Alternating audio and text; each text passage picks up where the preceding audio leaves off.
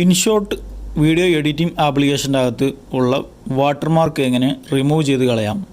നമ്മൾ എഡിറ്റ് ചെയ്യുന്ന വീഡിയോൻ്റെ താഴെയായിട്ടാണ് ഈ ഒരു വാട്ടർമാർക്ക് ഉണ്ടാവാറ്. അപ്പോൾ ഈ വാട്ടർമാർക്ക് റിമൂവ് ചെയ്യാൻ 2 മെത്തേഡാണ് ഈ വീഡിയോയിൽ പരിചയപ്പെടുത്തി തരുന്നത്.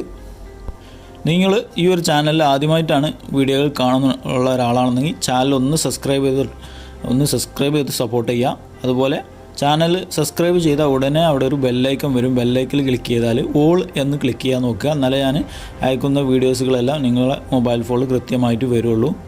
അപ്പോൾ എങ്ങനെയാണ് ഈ ഒരു ഇൻഷോട്ട് വാട്ടർമാർക്ക് എങ്ങനെ റിമൂവ് ചെയ്ത് കളയലെന്ന് വെച്ചാൽ ആപ്ലിക്കേഷൻ ഓപ്പൺ ആക്കുക. അതിൻ്റെ അത് നിങ്ങൾ സാധാരണ വീഡിയോ എഡിറ്റ് ചെയ്യുന്ന അതിൽ ക്ലിക്ക് ചെയ്യുക. ക്ലിക്ക് ചെയ്ത് കഴിഞ്ഞാൽ ഇവിടെ നിങ്ങൾക്ക് കാണാം അഡ്വർടൈസ്മെൻറ്റും കാര്യങ്ങളൊക്കെ വരുന്ന കാണാം. സബ്സ്ക്രിപ്ഷൻ ചെയ്ത ഈ സബ്സ്ക്രിപ്ഷൻ ചെയ്തതാണെന്നുണ്ടെങ്കിൽ നിങ്ങൾക്ക് ഇതുപോലെ അഡ്വർടൈസ്മെൻറ്റും കാര്യങ്ങളൊന്നും വരില്ല.